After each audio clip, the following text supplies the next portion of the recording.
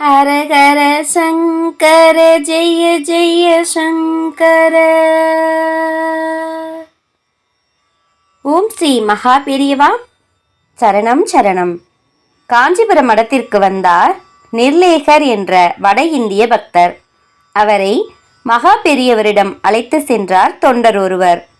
அண்ணாந்து பார்த்த சுவாமிகள், இவர் காசி மடத்தை சேர்ந்தவராச்சே என ஆரம்பித்து அவரை பற்றிய விவரங்களை சொன்னார். சுவாமிகள் சொன்னதை எல்லாம் தொண்டர் ஆங்கிலத்தில் மொழிபெயர்த்தார். அதை கேட்ட நிர்கேலருக்கு பிரமிப்பு ஏற்பட்டது. தன்னிடம் இருந்த போட்டோ ஒன்றை காட்டி, இந்த படத்தில் உள்ள சரஸ்வதி சிலை மன்னர் போஜராஜனால் பூஜிக்கப்பட்டது. தற்போது இது லண்டனில் உள்ள விக்டோரியா அண்ட் ஆல்பர்ட் மியூசியத்தில் உள்ளது. சிறப்புமிக்க இந்த சிலை வெறும் காட்சி பொருளாக வெளிநாட்டில் இருப்பது வேதனை தருகிறது. இதைப்போல புதிய சிலை ஒன்றை உருவாக்கி உஜ்ஜயினியில் கோவில் கட்ட ஏற்பாடு செய்துள்ளோம் என்றார். சிறிது நேரம் அங்கு அமைதி நிலவியது. அதன்பின் மகா பெரியவர், மாலவ பிரதேசத்தை ஆட்சி செய்த புகழ்மிக்க ஹிந்து மன்னர்தான் இந்த போஜராஜன்.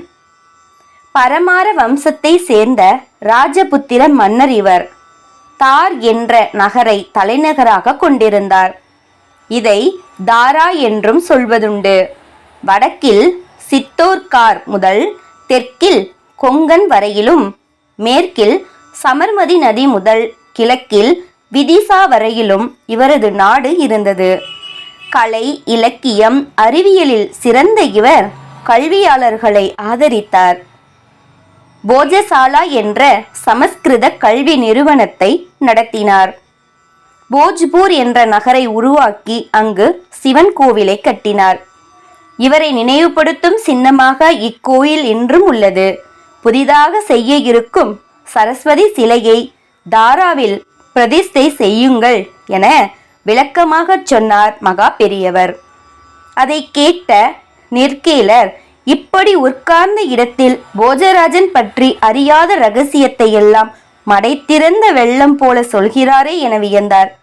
இப்படி எத்தனையோ நிர்கேலர்களை பிரமிக்க வைத்தார் மகா பெரியவர். காஞ்சி மகா பெரியவரின் நாக்கில் இந்த உலகத்தை ஆட்சி செய்யும் பராசக்தி குடியிருக்கிறாள். அவரின் வடிவில் நம்முடன் பேசுபவள் பராசக்தியே. ஹர ஹர சங்கர ஜெய ஜெய சங்கர. ஓம் ஸ்ரீ மகா பெரிய